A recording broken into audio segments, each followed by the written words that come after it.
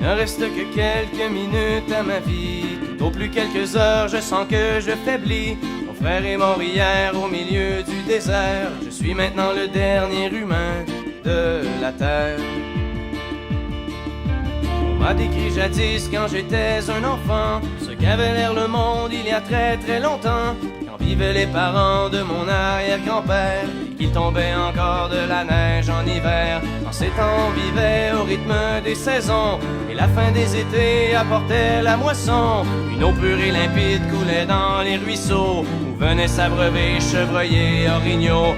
Moi je n'ai vu qu'une planète désolante, paysage lunaire et chaleur suffocante, et tous mes amis mourir par la soif ou la faim, comme tombent les mouches, jusqu'à ce qu'il n'y ait plus rien. Plus rien. Plus rien.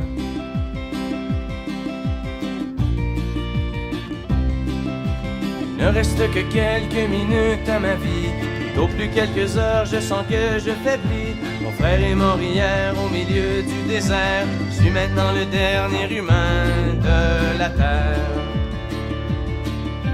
Ça a commencé il y a plusieurs années, alors que mes ancêtres étaient obnubilés par des bouts de papier que l'on appelait argent, qui rendaient certains hommes vraiment riches et puissants. Et ces nouveaux dieux, ne reculant devant rien, étaient prêts à tout pour arriver à leur fin. Pour s'enrichir encore, ils ont rasé la terre, pollué l'air ambiant et tari les rivières.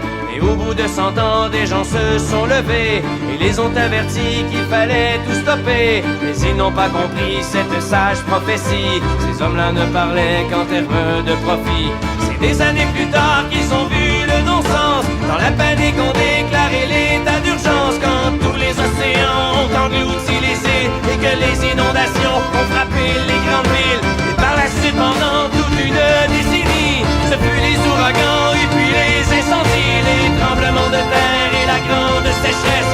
Partout sur les visages, on lisait la détresse.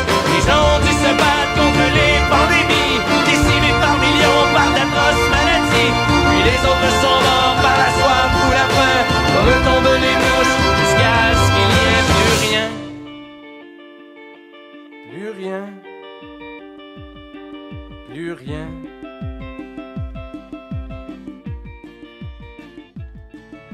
Mon frère est mort hier au milieu du désert. Je suis maintenant le dernier humain de la terre. Au fond, l'intelligence qu'on nous avait donnée n'aura été qu'un beau cadeau empoisonné, car il ne reste que quelques minutes à la vie. Tout au plus quelques heures, je sens que je faiblis.